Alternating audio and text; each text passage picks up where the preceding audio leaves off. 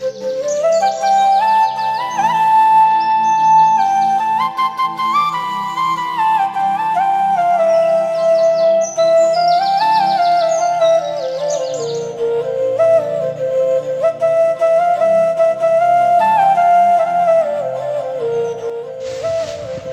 আলাইকুম। আমি চলে আসছি হালতির বিলে। আজকে দেখাবো একটা মহিষের জীবন, কি করে কষ্ট করে চলতে হয় এবং তার সাথে কি করে চলছে একটা মানুষ এবং জীবিকা নির্বাহের জন্য কি কাজ করে।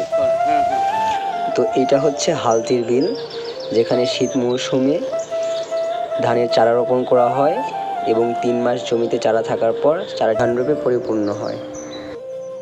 ধান ছাড়াও উৎপাদন হয় অন্যান্য ফসল হিসেবে গম, ভুট্টা, মসুর, কালাই ইত্যাদি। আমরা মাঝপথে মহিষের গাড়িতে উঠে পড়েছি। আমাদের এই বিলের নাম হালতির বিল, যা বাংলাদেশের দ্বিতীয় বৃহত্তম বিল হিসাবে পরিচিত। বর্ষাকালীন সময়ে বিলটি বন্যা ও বৃষ্টির পানিতে পরিপূর্ণ হয়ে যায়। তখন আমরা মিনি কক্সবাজার নামে চিনি এই বিলটিকে। আধুনিকতার ছোঁয়া লাগলেও নিচা ও কাদা জমিতে ট্রাক্টর বা ট্রলি প্রবেশ করতে পারে না। তখন মহিষের গাড়িতে করে ধান গন্তব্যস্থলে নিয়ে আসতে হয়। এই বিলের ধান উৎপাদনটাই সবচাইতে বেশি হয়ে থাকে। তাছাড়াও ধান কাটা শেষে এই পরিত্যক্ত জমিতে পাট রোপণ করা হয়।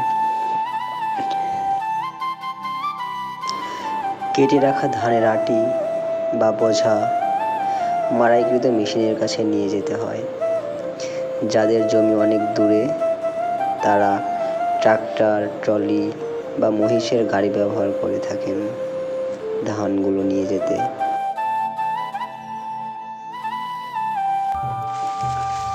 আপনারা দিনে কয়টা করে খেপ দেন একটা মোষের গাড়িতে? দিনে 4-5টা, 6টা। এই গরমের ভিতর এত তাপমাত্রা, এর ভিতর কাজ করছেন, আপনাদের কষ্ট মনে হয় না? খুবই কষ্ট।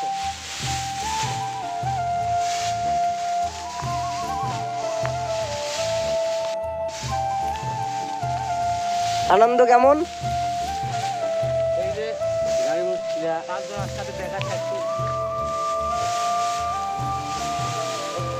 কথাবার্তা হচ্ছে, হাসতে খেলতে দিনটা চলে যাচ্ছে।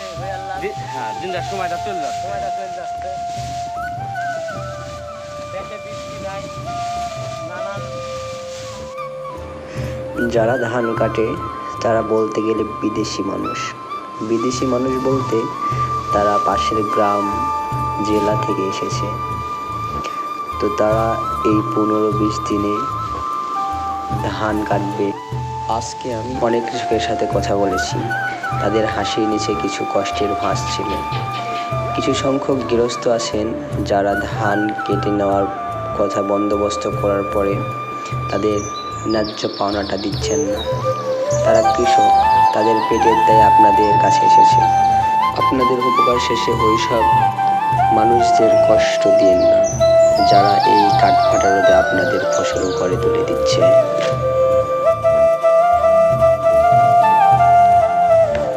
আমরা চলে আসলাম আবারও মহিষের গাড়ির কাছে। গাড়োয়ান বলছিল তারা একদিনে 2 থেকে 2.5 বিঘা জমির ফসল নিয়ে যেতে পারে, তবে দূরত্ব বুঝে তারা সর্বনিম্ন 60টা এবং 12-13টা ক্ষেত দিতে পারে। যখন গাড়িতে ধান লোড করা হয়ে যায়, তখন মহিষ হয়তো বুঝতে পারে এবার তার জোয়াল কাঁধে নেওয়ার পালা। তো গাড়িটা জাগানোয় মহিষ তার গোলাটা বাড়িয়ে দেয় জোয়ালটা কাঁধে নেওয়ার জন্য।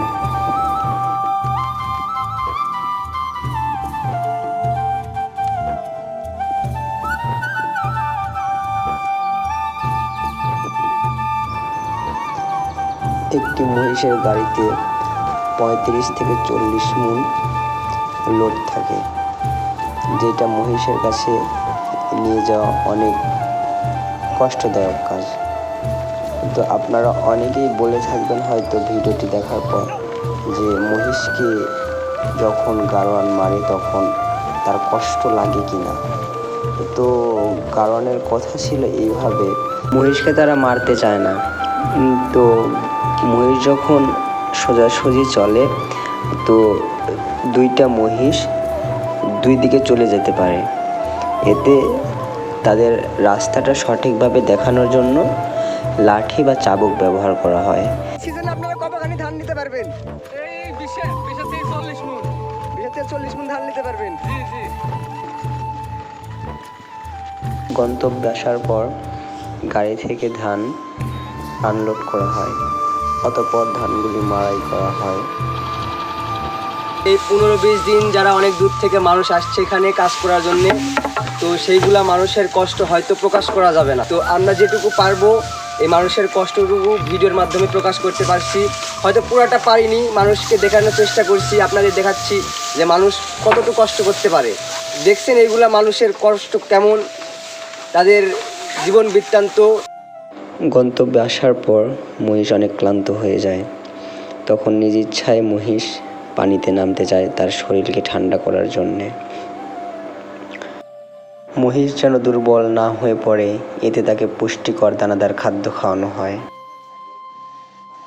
আজকে এইগুলা মানুষের সাথে ছিলাম, দেখলাম মানুষের জীবন কতটা কষ্টের, আর বিশেষ করে একটা মহিষের জীবন কতটা কঠিন হয়। ধানের গাছ শুকিয়ে গরু মহিষের খাবার মজুত করা হয়। জীবিকা নির্বাহের ক্ষেত্রে ধান থেকে যেমন আমরা পেলাম চাল, গোখাদ্য হিসাবে পেলাম গাছের বাকি অংশ, যা কিনা সামনের বছর এই মৌসুম আসা পর্যন্ত যথেষ্ট। আজকের ভিডিওতে আমি আপনাদের কতখানি দেখাতে পারছি একটা মানুষের জীবন, এটা হয়তো প্রকাশ করা যাবে না। তো হয়তো নেক্সট ভিডিও আপনাদের কোনো কিছু দেখাবো। আজকের মতো এতটুকুই, সবাই ভালো থাকবেন।